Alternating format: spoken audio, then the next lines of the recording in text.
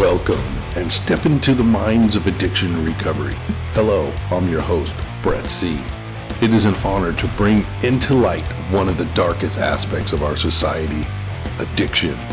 With 20 years of active addiction and 20 years of sobriety, I hope to bring together all listeners on a journey of inspiration and education. With my co-hosts Jared F. and Rich J., we will be sharing our experience, strength, and hope for all listeners to enjoy and have fun with. Now, F3 Recovery brings you the Super Sober Podcast. Hello, welcome to the 7th episode of the Super Sober Podcast. I'm your host, Brett C. We have a special new podcast with some new guests. Jared is out this week. He came up and wasn't feeling well the other day. And Rich is knee deep in 4th semester in the nursing program. So they are super busy, but we've always had our full intention on the Super Sober Podcast is having other guests come on, expanding and doing different topics and all that kind of stuff. And today we have 2 new guests. So we're going to be introducing them in a little bit. We're going to be going over the steps because we went over on the last podcast on podcast 6 was steps 1, 2, and 3. We're going to be doing steps 4 and 5 today and relapse prevention. A lot of the people out in the community and some of my friends and stuff were showing some of the podcasts in the treatment centers and helping teach people early in recovery about what it is to stay sober and a lot of the other topics that we've done so far. And they were asking to do relapse prevention. So they're like, that's great. Here's the steps and all that. But basically, anyways, through this whole first episodes that we've done, the first 6, it's all basically relapse prevention, the education and applying the program and staying accountable one day at a time, doing things like this for to share information with the community, to just keep on moving forward.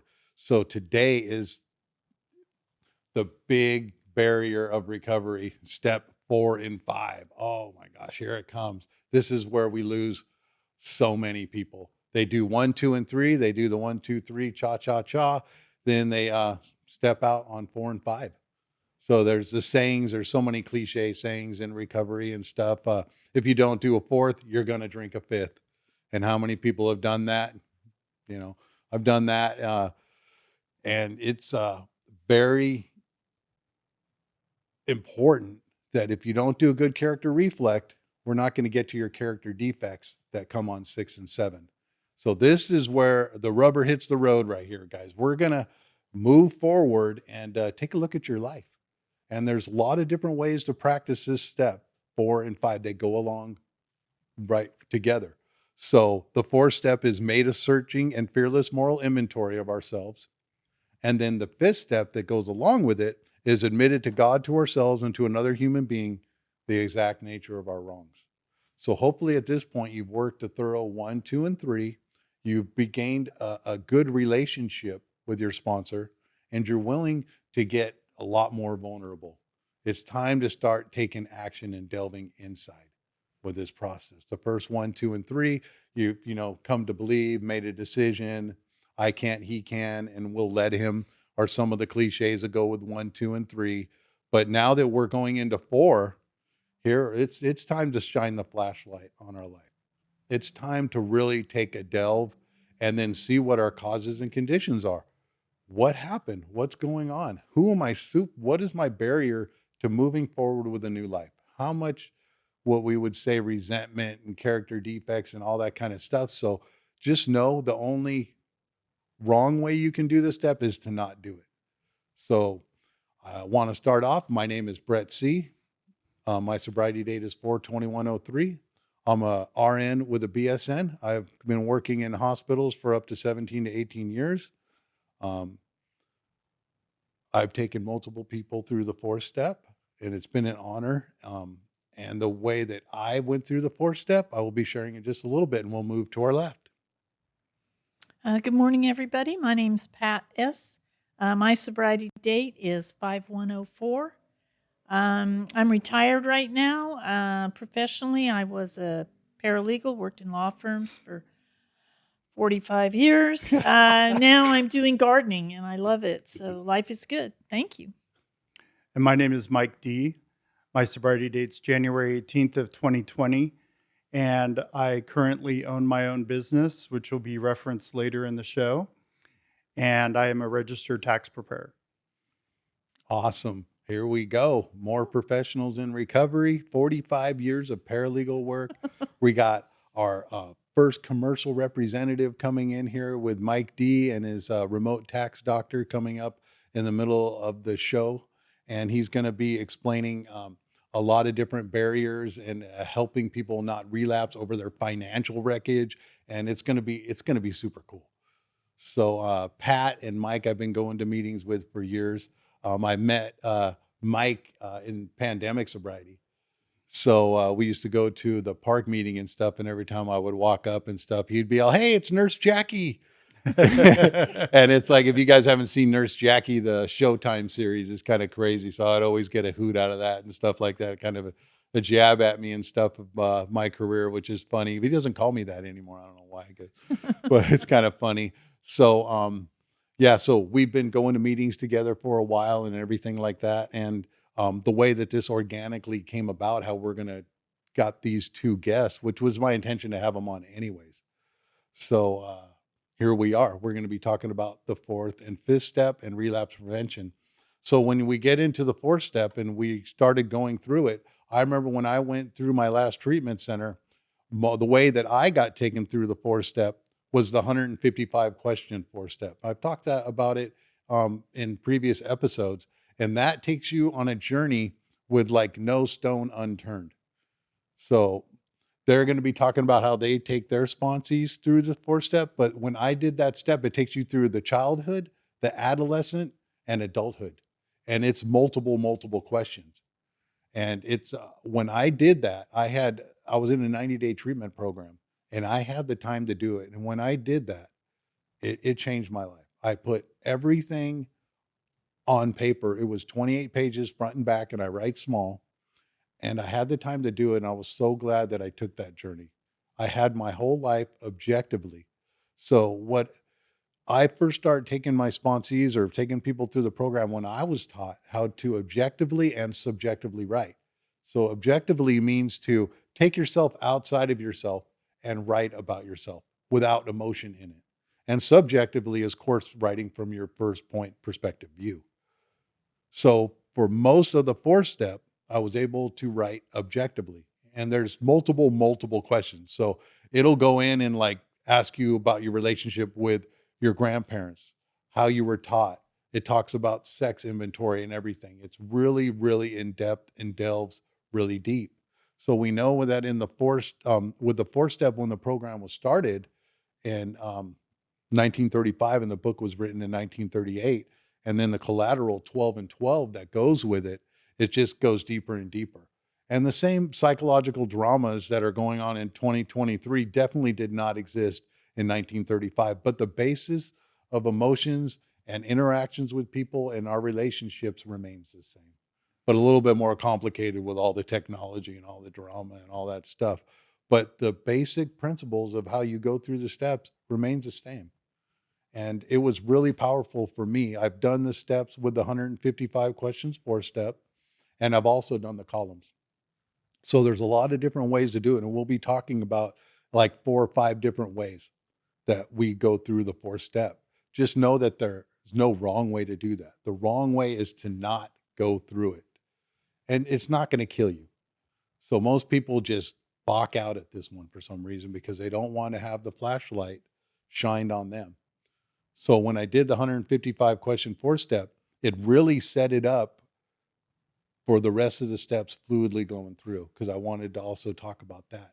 So when I'm doing that, I'm able to write down their family members, and then it'll be sharing about it. You can see the emotion as you do the journey of going through the whole person's development and how they were through school and all the questions and all that kind of stuff.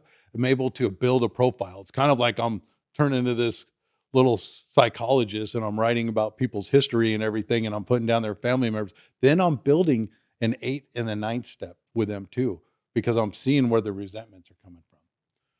So this one's a little bit different, but it's really good. It was really what I needed.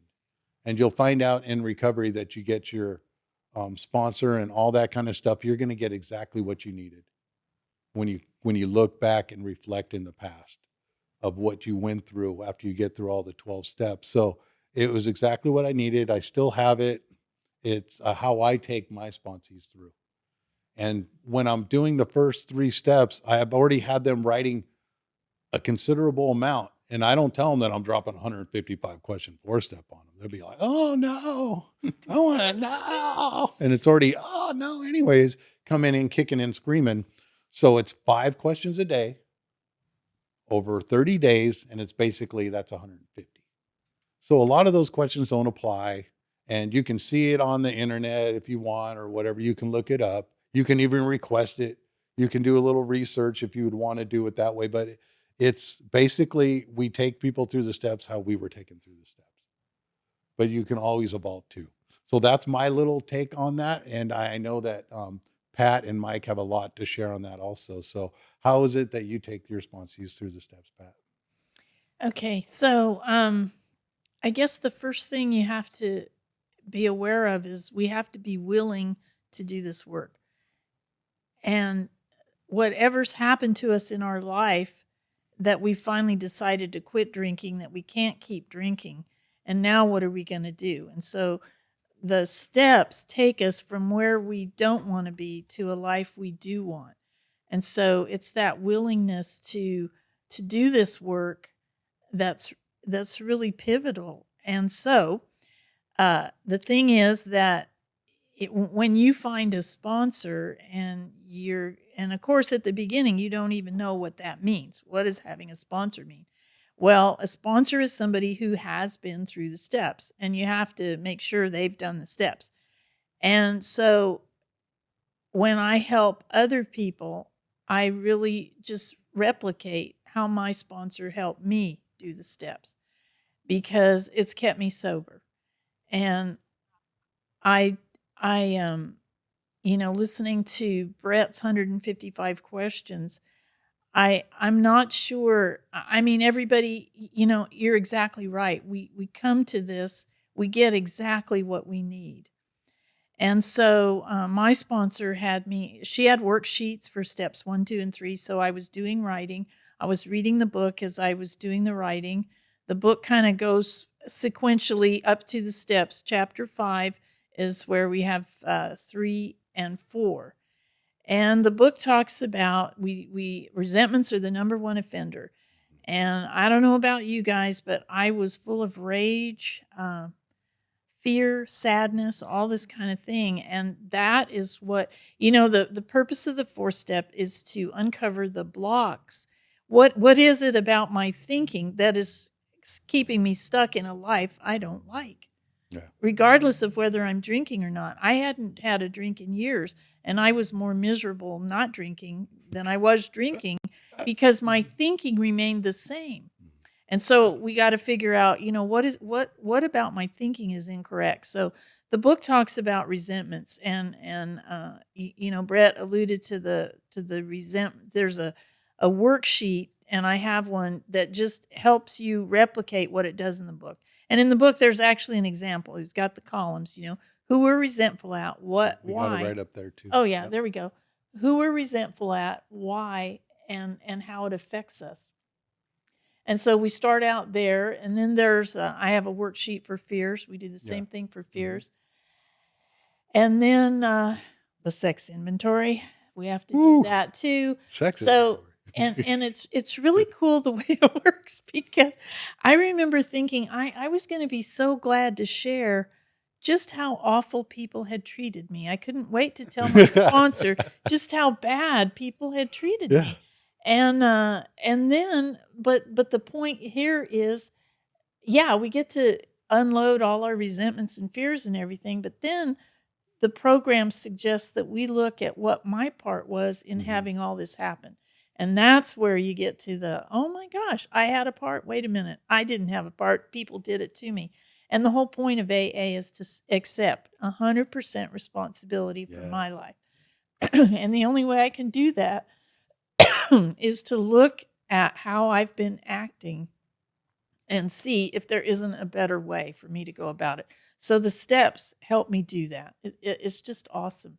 So that's exactly, start with a grudge list. I give people 5 minutes. I say, write down everybody you're resentful at. Um, uh, because sometimes you hear people just go to extremes and then it's too much. They get 300 people on their resentment list. And that's going to take you way too long because you want some relief. You are looking for relief here. So I give them 5 minutes and write down your resentments 5 at minutes. people, institutions, like could be, the IRS, the Army, the Catholic Church, things like that. And then places or, so we just want to get it going. And then you transfer from your grudge list to this one. And there we go. And we're off and running. And I had a really good friend, Charlotte, who did a Joe and Charlie workshop.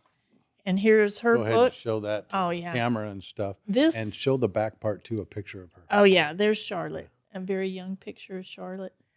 She was just great. The first time I heard about her workshop, it was a 17-week commitment. And I was like, oh, no, I can't. 17 weeks. Oh, my God.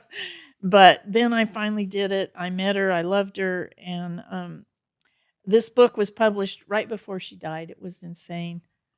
Died completely unexpectedly. And what had worked out was all my years of experience as a paralegal and helping edit documents, that I was able to do that for her for this book. It was just perfect, and grammar and things like that. And so, yeah, this got published in April and she passed away in May. It was fabulous, and she was so excited. Her husband's pictures on here because they had started doing this workshop in their home in the late 80s. Yeah, she was sober for a long time, and every time we did this, she did a 4th step. Sweet. Every time. And so yeah, there's this is available on Amazon, and it uses the book. It uses the big book of Alcoholics Anonymous, and it's just a help. It's just giving you these things like the worksheets to facilitate working your way through the book. It's not anything apart from the AA book. And walk hand in hand over the bridge to freedom, which is what we're looking for. We're looking for freedom and joy. So Sweet. Thanks, Pat. That's awesome. Yeah, I met Charlotte. Been going to meetings with her for years. What a hoot she was. great. And the legacy lives on. Yeah. The legacy lives on. So Mike also has a take how he takes his sponsees through it too. So let's hear from Mike D here. Yes. So with the 4th step, I'm very similar to Pat's style. We start out with the grudge list. That seems to be an easy thing for people to start on. Yeah. And there's even a prompt list for the grudge list that's provided in this book. And I then give them the 4 inventories that I'm the most familiar with, which is resentments, fears, sex, and people we've harmed. People we've harmed leads you right into step 8. Right. So you're already working on step 8, technically, when you're on that inventory in the 4th. I also take my sponsees just as additional textbook. There's Pills Anonymous, and that's one program that I also am a participant in. And they've written according to the big book, but they've expanded, as well as they have lots of questions at the end of each step in this book, so you can get conversations started with your sponsee. I find it very helpful. Every sponsee in AA that I've also used the PA Big Book with has absolutely loved it. It's very interchangeable with the 12 and 12 of AA. Yeah, I've never heard anything bad about the Pills Anonymous program. I know we're up the hallway from where I work, they had one every week, and people loved it. They just loved it, and they still like, when's the Pills Anonymous meeting coming back? So definitely, there's so many different collateral AA programs. I know we wanted to touch on NA's workbook, and Jared wanted us to do some points with that. And that one's super powerful too. I've been reading the NA book, and it's a whole workbook that comes with the NA book, book too. Which, NA and AA both use the same steps.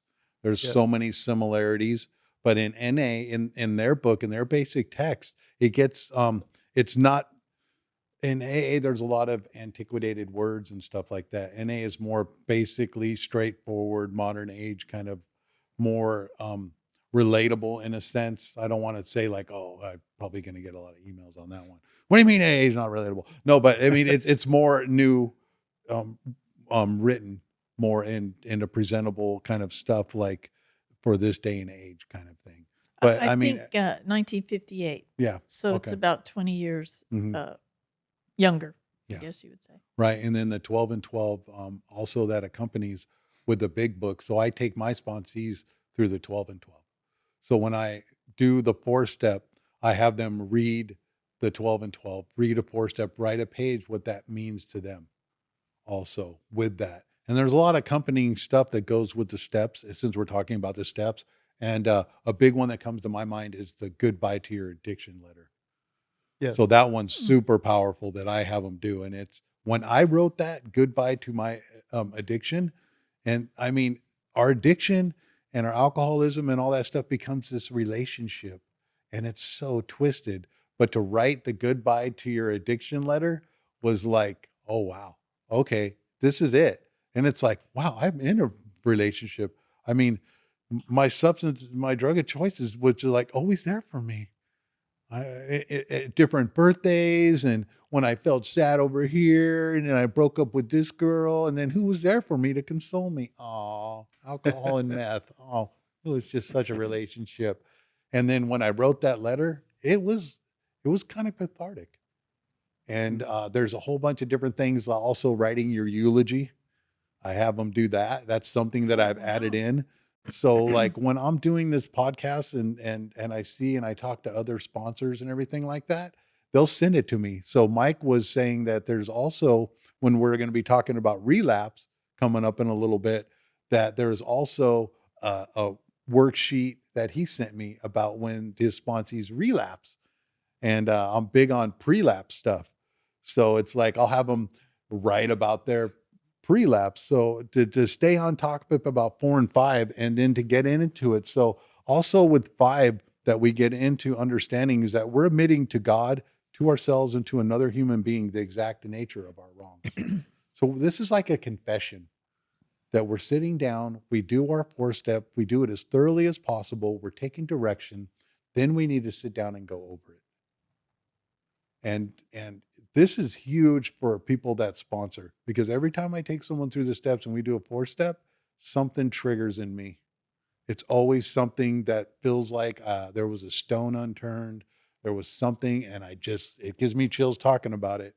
And there's just something there that is just like, wow, I'm there with you, bro. I get it. I get it. So this is the spiritual realm that we're talking about, in elevating people from this lower standpoint where they come into the program, and then elevating, and then getting this new trust aspect going on with people, because we have such big trust issues. I know I did. I didn't trust. Oh my gosh. So nowadays we make our sponsees feel comfortable. We do that. So now so much gets stuck up in our bodies and all that kind of stuff, and just all these emotionals and blocks that we were talking about and everything. Now it's time to just purge it, binge it, puke it out, get it out. Share things that you thought you were going to take the grave. It needs to get out. And if you don't feel comfortable with your sponsor or whatever, go to the church, find a closed mouth friend. I don't know, get it out. Because if it stays stuck, it stays stuck. So there's lots of different sayings, right? You're only as sick as your secrets, Yes. and all that stuff. So just know you're not going to get everything through on your first 4-step. You can't usually, it's too much. More will be revealed. It's too much to get it all out in one. Your mind would crack if you were to get all the healing in one shot. But people talk about it after going through the 4th and 5th of how much relief it is if you do it right and you trust this process. And it's such a liberating factor. And then we're building the rest of the steps. So you're going through 4 and 5. We're building 6 and 7. We're doing 8 and 9. We're getting a solid foundation and a trust and getting stuff out. So when you get a feeling like that going forward, you're more prompted. It's such a barrier in people's mind, but when you get through it, you're like, oh, that wasn't too bad. It wasn't this big, great monster that they've made it up to be. And it's really simple. There's worksheets with it. We're going to ask you to do some homework and stuff here. We're going to ask you to actually take action and information and education, application, all this kind of stuff is really where we're going through. And we get to do homage stuff like that. It's really an honor to take someone through the steps and to see their life transform as they just lean into all this stuff that's been keeping them stuck for so long. And it's like when you get on the other side of it, right? How many times we see our sponsees? Mike said he just did one with a sponsee, right? You just took Yes. someone through 4 and 5 the other day. How was that feeling after you took them through it? Well, I make sure to always tell my sponsee that I'm grateful and Mhm. honored and privileged to be somebody to receive that information from them. Right. That puts them at ease because they have just dumped so much. Yeah. The person that I was taking this 5th step from is 65 years old. Mhm. That's a lot of history. Yes. So it took about an hour and a half. He wrote it out, which I highly recommend. Oh, you have. And You have. even though some people living in sober livings, they're like, I'm not going to write that stuff out. What if somebody finds my notebook? I tell them, write out bullets.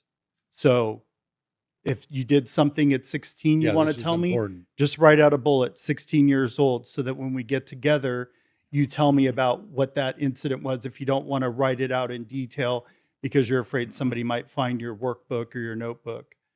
Yeah, that's very important. Thanks for sharing. Yes. Thanks. And I wanted to touch on a couple more things with the 4th step is you might hear sponsors tell their sponsee to work a mini 4th step occasionally. That technically is some new resentment that's surfaced, or it might be a resentment that was forgotten. Right. You know, they say that when we come into sobriety, our memories are not always intact, you know, and a lot of times it will take some deep digging. Right. And some of those memories may not come back. I've had sponsees come back to me 6 months after they've done the 4th step Oh, yeah. and said, I have more stuff I need to add and tell you, Absolutely. or more stuff that they need to tell me on their 5th step, that's something they forgot. They drove time. by some neighborhood and remembered. Oh, yeah. That's happened to me where I've driven by some neighborhood and I'll be like, oh, I remember this hood. Dun, dun, dun. Right. The climactic music plays in my head. But those are just a couple other thoughts. And then with the 155 questions that you did, I was actually given that as part of my 1st step. Ooh. And it was deep. Ooh-wee. And for myself, I took 8 months to do my step 1, Mhm. and I wrote out about 38 pages. Yeah. But I used that 38 pages when I did my 5th step with my sponsor. Right. See the fluidity that we're talking about. Yes. So everybody gets their thing, but it's all a part of a healing community process. The 12 steps are unbelievable. Mhm. It's the best thing that ever happened to my life. Amen. And we see, I mean, to hear Pat share and everything in the meetings, I don't know if we're not going to be able to capture that stuff and how things are and how long we've been sharing with each other and getting to know each other and stuff like that. It's unbelievable, guys. You don't want to miss this stuff in recovery because it's more than just what's going on in building a relationship. You know, the last person I took through the 4th and 5th, he was going to hold some stuff back, but getting that momentum and then letting the stuff out keeps that momentum. We're talking about just getting some momentum with it. It's not going to all come out at once. Are you going to need to do another 4 step? Absolutely. Your level of honesty isn't at the level of where it needs to be because this is a practiced characteristic. And it's like what I said before, if you don't do a good character reflect, we're not going to get to some character defects. So I'm sitting there writing it and after you take some people through and you're starting to teach this process, you get better at it. Mhm. And I'm always looking to increase my game. So I mean, I'm just talking about it with other people and always getting worksheets. I have another friend that has them write a page on all of their resentments also. and goes through that, which is like building a portfolio kind of thing of their part on it. Instead of like, well, what's your part? Well, he'll have them clear it. And that's another part of going through the 4 steps. So there's a lot of stuff out there, and it's growing. So, I mean, as the years go on, we have Pills Anonymous, Narcotics Anonymous, AA, all this kind of stuff. So I hope that gave the audience some good insight and talking about the 4th and 5th step. And of course, we could spend the rest of the podcast talking about the 4th and 5th step, about different sponsees, about how many of I've taken through that have done this, a few of them, and then didn't and relapsed after doing it. And then sometimes I'm taking people through the steps and it's a definite referral to deeper therapy. They need more help. And the program's very clear about we don't know everything. You're probably going to need more help, and there is more help available. And we've been talking about that. So we're going to go ahead and segue into the second topic, and we're going to go ahead and do a little bit of business here and do our first commercial. So go ahead and hit it, Solomon. Tired of the impersonal tax company that treats you like another document in the pile? That's why I switched to Mike DeBrock at the Remote Tax Doctor. Mike takes the time to hear your concerns and is there for you not just at tax time, but whenever you need them. Mike gives many different discounts and free consultations. The discounts include to those in the military, seniors, and people in recovery. He is your one-stop shop for all your tax needs. I went to a tax company for years and switched to Mike this year, and what a difference it made. Let him help you, and you won't regret it.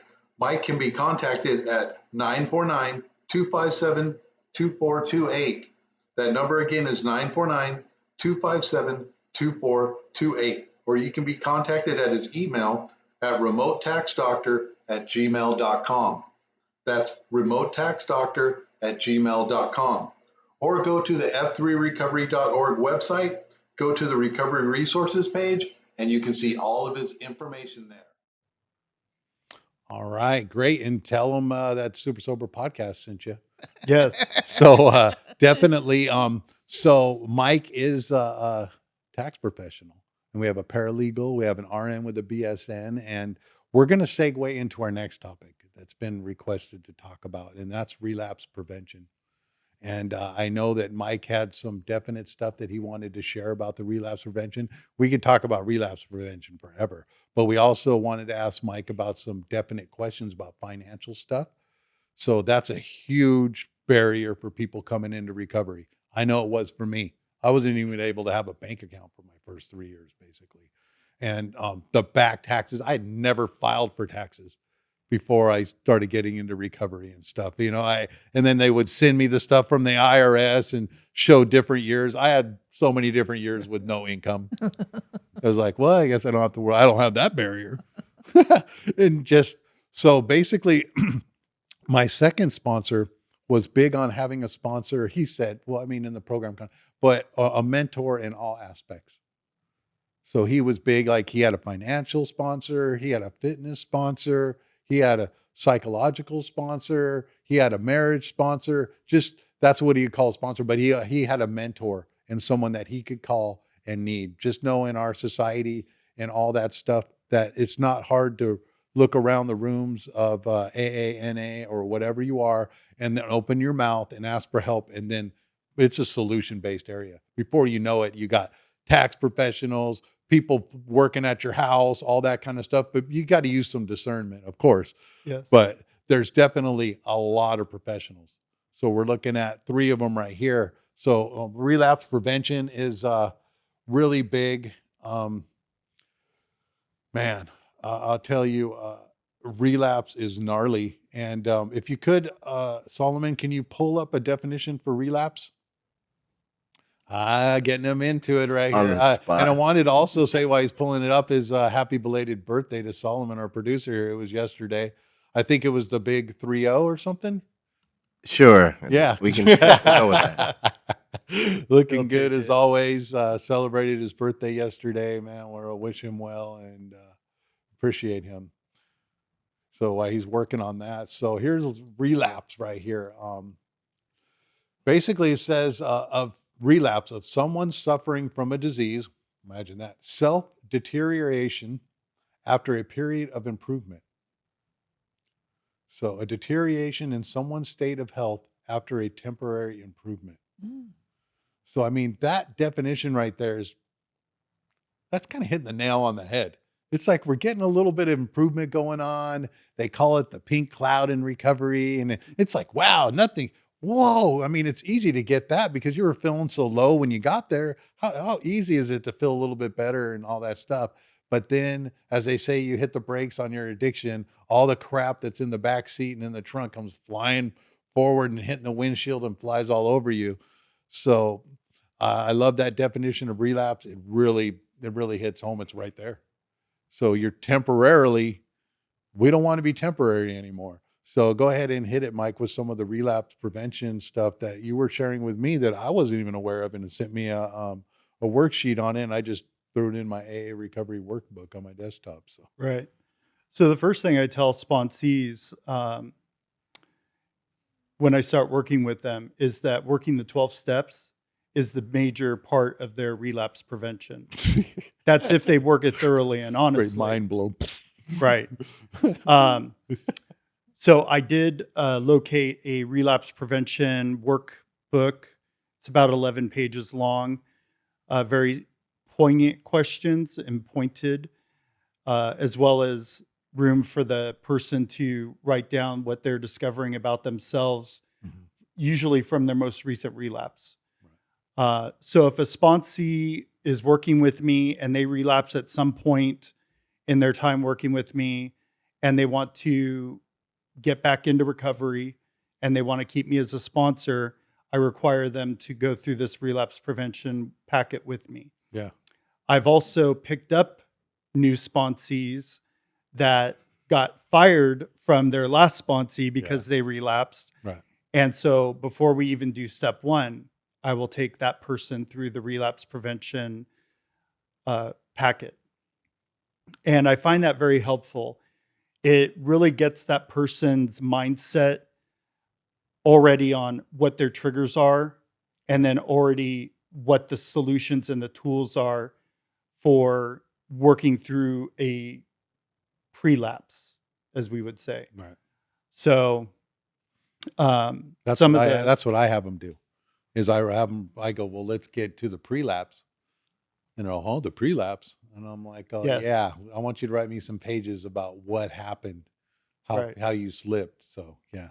Yeah, in my own experience, I had worked the steps before back in 2015 when I got into recovery. And at 16 months, I relapsed on a completely different medication other than alcohol, crystal meth. And Crystal meth. I was out there for 4 years using that. And that was a bad relapse in my book. Just seems like it's never too late to pick up a bad meth habit. Never. No matter, yeah. Never too late. Yeah. Yes. I was 48. Yeah.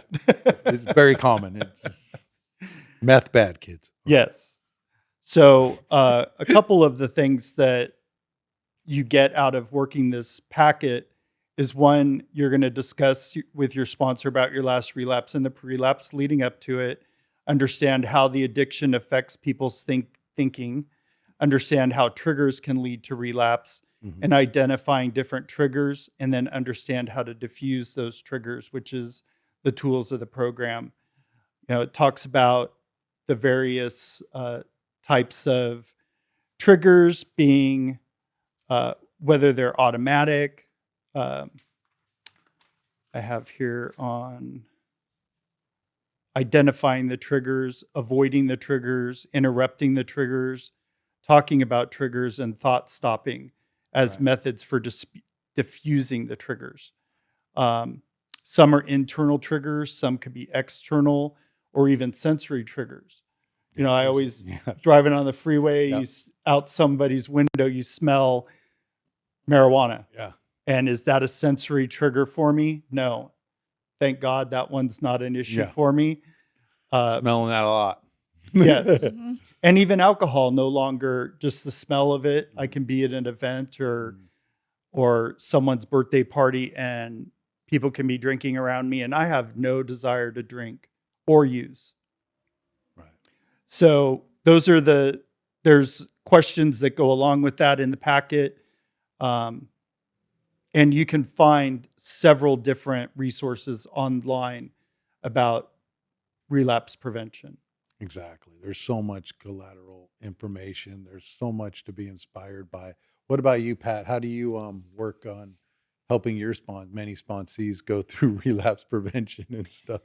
Well, of course, once you get sober, you can stay sober. You don't have to relapse. That's right. That's right. Don't forget that. You don't have to. I mean, I think a lot of people do. I did.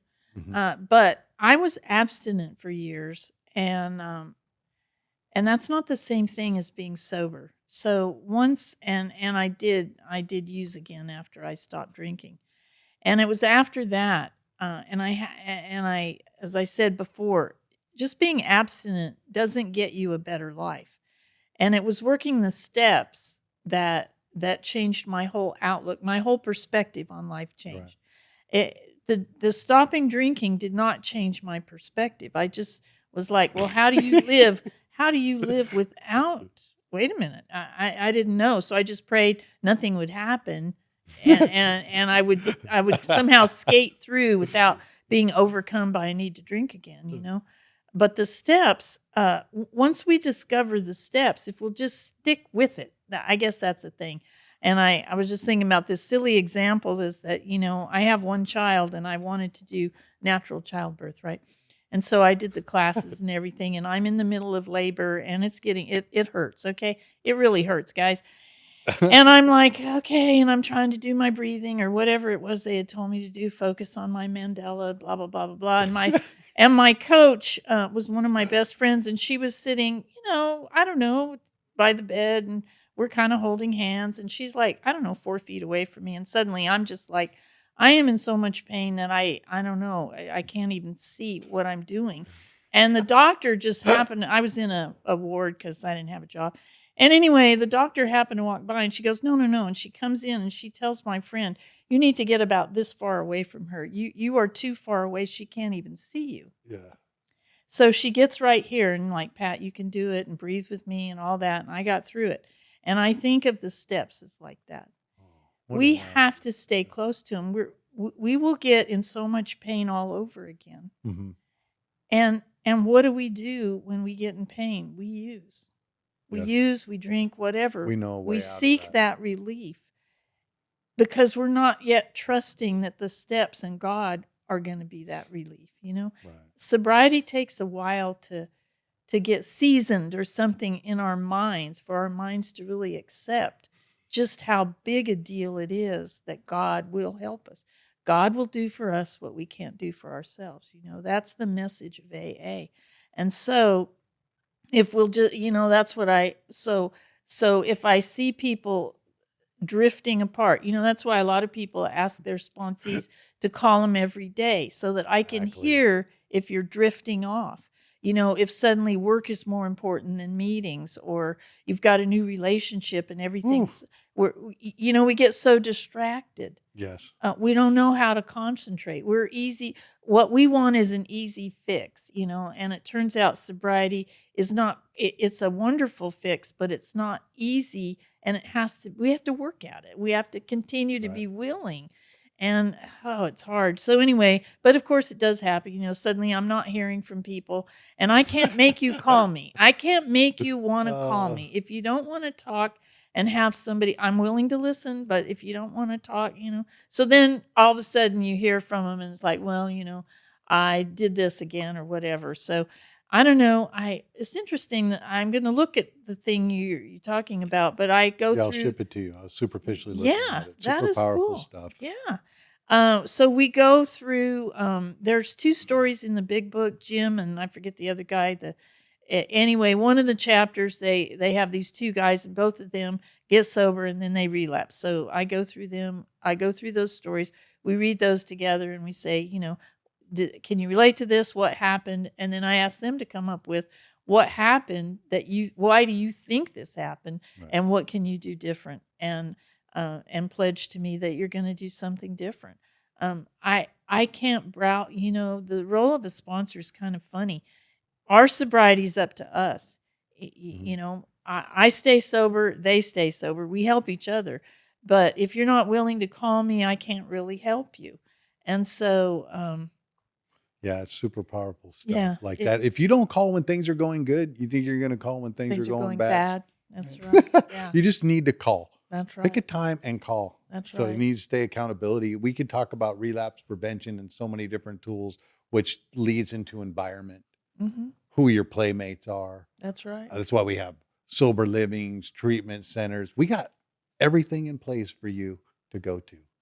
I mean, we got places you don't have to pay money for. We got low indigent bottom places, but sometimes that's exactly what we need. I know a lot of that stuff was what we needed. But one of the big barriers too is people's wreckage is so bad in financial areas. That's why I wanted to also talk about with Mike, and then later we're going to be talking about Pat about her commitment in H&I. So, like Mike, walk us through when you take a newcomer or they come in with the financial wreckage of someone that's going through. I have a bunch of different sponsees over the years that have just, we could talk for hours about their financial recovery and things that were holding them back. I have a sponsee that had relieved so much debt and it was so easy to be done from back child support. It blew my mind. It blew my mind. And this was something that was keeping him from gainful employment and stuff, and this excuse and rationalization for so long. And now it's like gone. And the process was kind of mind blowing. And we'll get in that. I'm going to have him on the podcast at some point and stuff like that. But go ahead and Mike and share with us some of the insights you can give to us that someone in early recovery that saw your commercial that could come and talk with you about, and you can ease their mind or help them go through the facilitated. We were talking a little bit about it before because we're kind of winding down with like 15 minutes to go, but definitely take the next 5 minutes or something like that. We'll do about talking about the tax, and then we'll hit the H&I next. Yeah. So especially with my sponsees, they're the first person that I help. Right. A lot of times when they're doing their resentments, they've got the IRS and the franchise tax board on there as resentments because they keep getting letters saying Right, yeah. you haven't filed your tax returns. And they come to me and they go, I don't even know where to start. Right. I said, well, one, you got to start with, I need the forms. Right. And generally, if they've been homeless or couch surfing, they haven't held on to any of that stuff. They may not even remember the address that it got mailed to. It's somewhere in my storage. It's somewhere in their storage if they're bougie enough to have a storage unit. You know, in my wife's storage. My best friend story. But there is a way to recapture all that data. And it basically, you go to the IRS, either by phone call or on their website, and you request your income and expense tax transcripts for the years that are missing. Right. So either way is acceptable. I prefer the online version because you don't have to wait on hold for 2 hours to get to speak to somebody at the IRS. And then you have to also do that as well with the franchise tax board because they keep separate records. Right. So the federal return reports are only going to show federal withheld, Social Security, Medicare taxes, such like that. You have to go to whatever state you live in and get those transcripts to get what was withheld for your state withholding or any other taxes that that particular state has enforced. So once we get all that, I can prepare the tax returns for as far back as needed. I currently have a client that we're going all the way back to 2008. Now, normally the IRS would not be after somebody or sending them letters unless they know they owe. And so generally in those situations, it's somebody who worked 1099. And so when you work 1099, you're almost always going to owe because you have to pay your own side, both sides of the Social Security and Medicare tax, the self-employment tax. And by the way, Mike just helped my wife get with all of her 1099 stuff and the receipts and helped her walk through that whole process too. Yes. Which can be very daunting at first, but he made it super easy. And to set up estimated tax payments for the following year. Right. Yes. It's a whole different aspect. When you work W-2, it's very simple. Right. The employer is withholding all the taxes and remitting them. But when you're 1099, you have to assume all those responsibilities yourself. So once I can get all those tax reports or tax forms, I've also just recently helped a sponsee basically be his cheerleader Right. to keep calling these Right. past employers to get copies of their W-2s, because by law, those employers have to keep those records for 7 years. Right. And so they should have at their fingertips, maybe they have to go to their storage unit, who knows, but pull up old W-2s for their employees, past or current.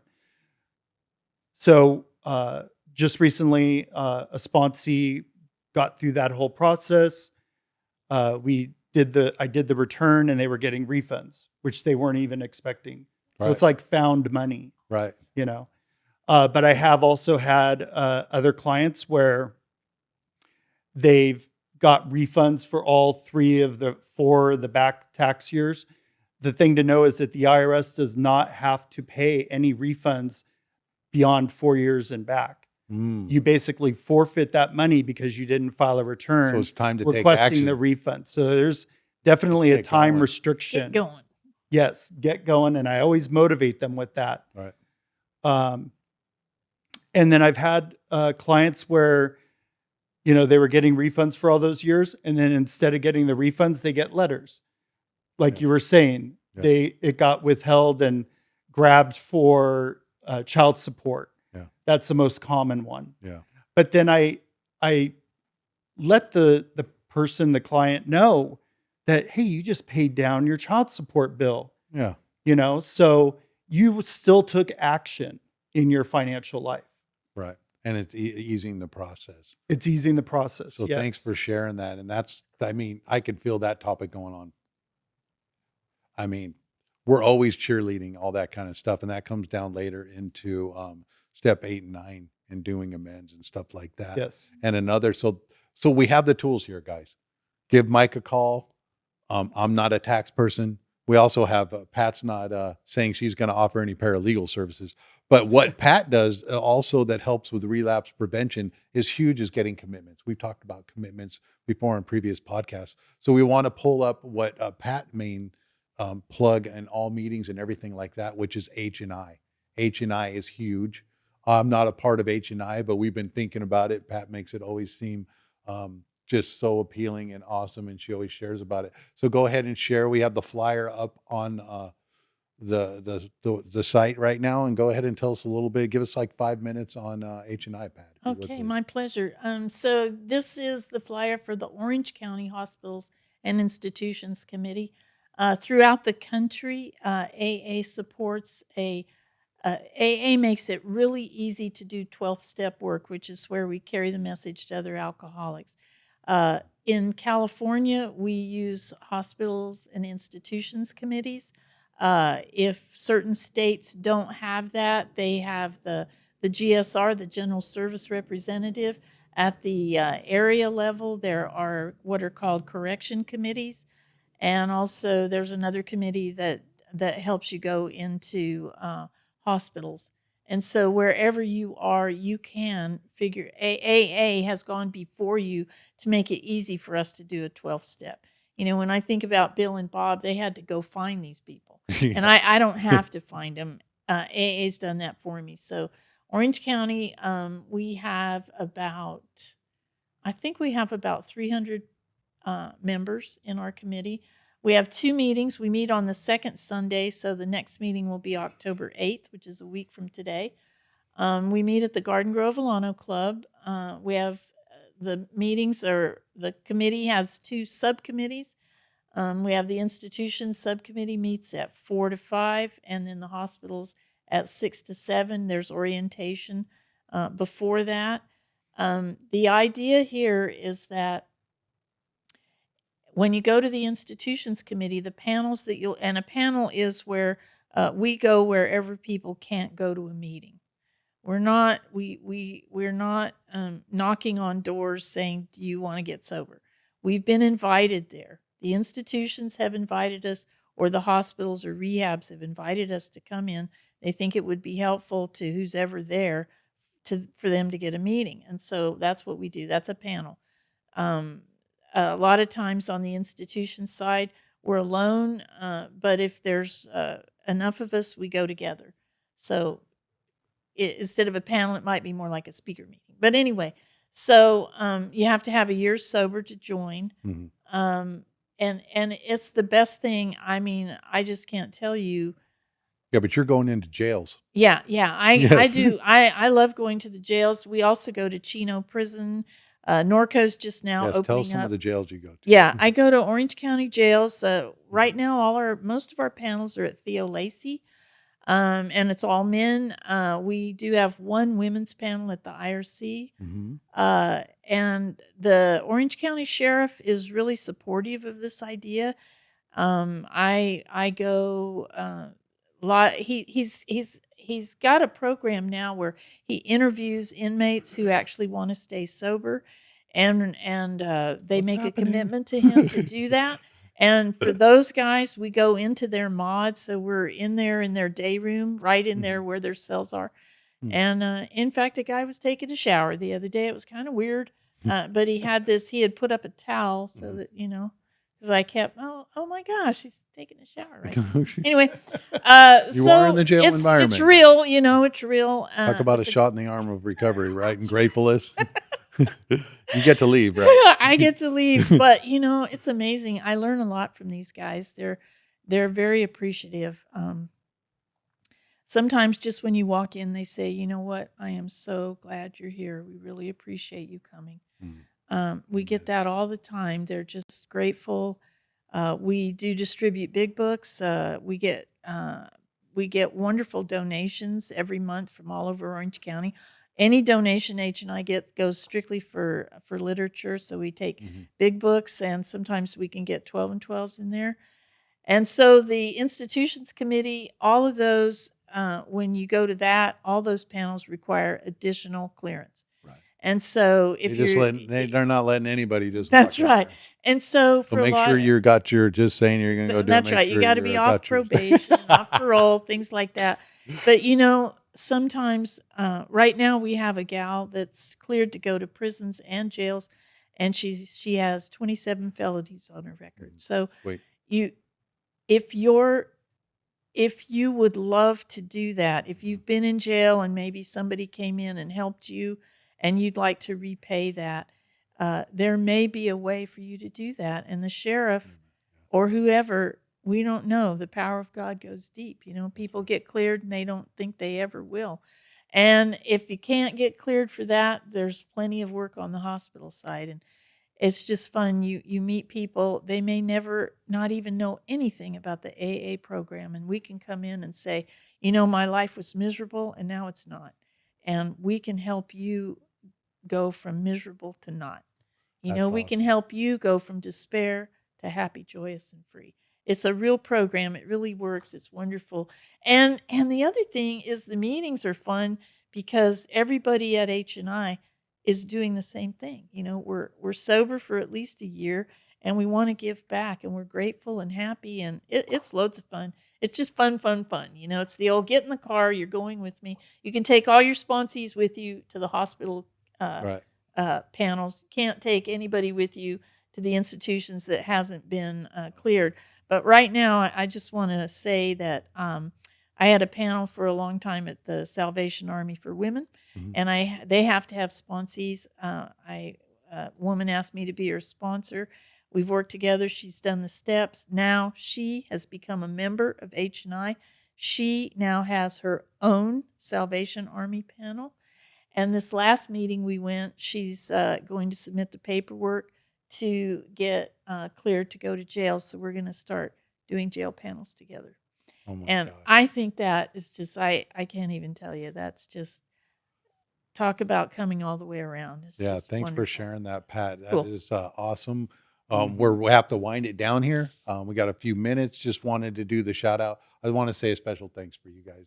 I know it was short notice, and it was already preordained that you guys were going to be on the podcast. Thanks for jumping in. So much awesome information. thanks for sharing your experience, strength, and hope. And don't forget to keep on keeping on here at the Super Sober Podcast. And we can be reached on our website at f3recovery.org. You can be reached at our emails at f3recovery, info at f3recovery.org, and then info at supersoberpodcast.org. You can go to the website. You can see all of Mike's information there. You can also rewind this and see that hospitals and institutions. You can email us. I can send you the flyer. You can go to the Garden Grove Alano Club website, see that stuff. We are available. I also wanted to give a shout out and a plug to the Detox, if you can throw that up there. It's a spec script I wrote for Hollywood. It's a story of addiction, the deadliest disease that man has ever known.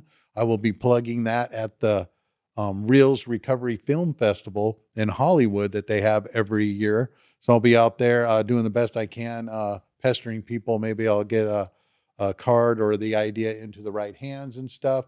It's been going on. So go ahead and check that out on F3 Recovery. You can see the one sheet, or what they call as a pitch deck. It's a PowerPoint presentation all about the story and everything like that. So just want to let you know, thank you for listening to episode 7. Well, I'm sure we'll have, it's unbelievable how far we could go, and to keep just the information into like 20 minutes, 25 minutes on these two topics, which we could spend probably another couple hours talking about. And definitely the passion. Thanks for bringing the solution to people that are struggling with their financial needs, people that want to get in and do things. I got a bunch of con friends that do H&I and all that kind of things. And you wouldn't think that Pat would be the one going into jails, right? So you just never know. So we're going to keep on keeping on. Give a big shout out to Notorious JID here. Definitely see him in jail and everything too. He's just been kicking it, and keep on keeping on. And thanks for listening. Thank you for listening to the Super Sober Podcast. Go to our website at f3recovery.org. That's F3Recovery, all one word, .org. We're turning fight, flight, and freeze into free form and flowing through practicing the 12 steps and staying accountable to change. Don't forget to keep on keeping on.